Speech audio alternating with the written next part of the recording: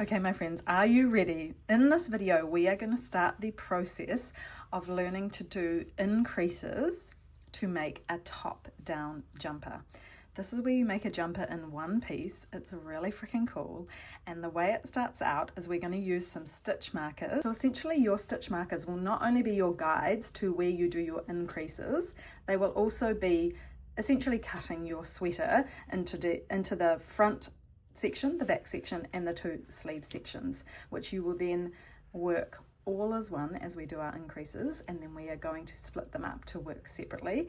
But that is something for another time. We are just going to start where we are, which is putting these stitch markers on. So in an ideal world, you would have 4 stitch markers and you would have them 3 in one color and 1 in another color. Why is that, Marnie? Because one is going to be our start of round marker. So that is just to let you know when you've done an entire round. So it's handy to have it as a different color.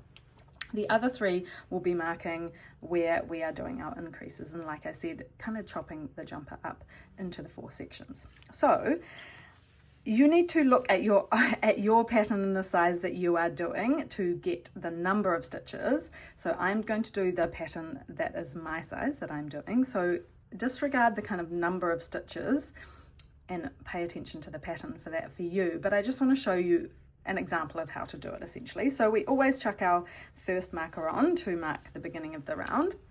Then my pattern says to knit 5. So off I go. 1, 2,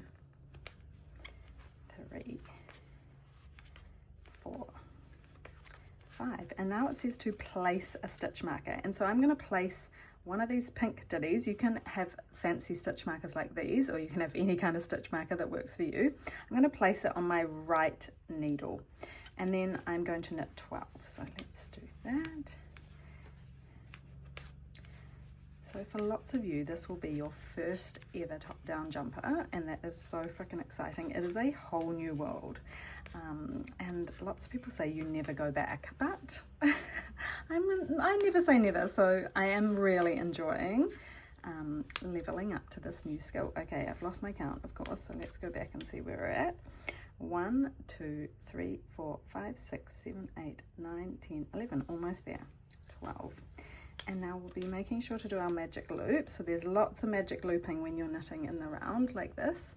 So pull that through. And I'm going to place another stitch marker. I've done my 12. Place my stitch marker on my right needle.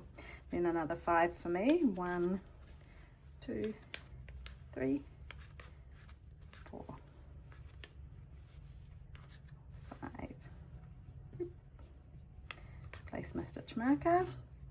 And that should mean, if my maths is mathsing, I have another 12 to go until I get round to my beginning stitch marker. So let's see if the maths. 1, 2, come on, Mummy. 3, 4.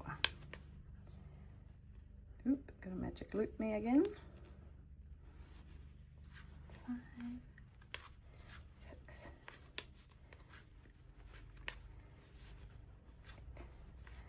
9, 10. Oh wait, 10, 11, 12, yes.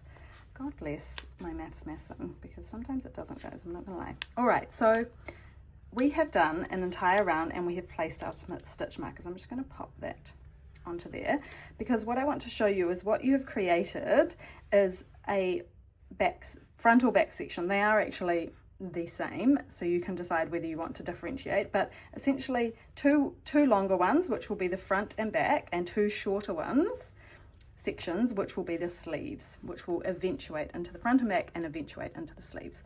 But for now, that's where this lesson ends. The next lesson up will be learning the specific increases and decreases that I love and that we're going to use for this pattern. So see you there.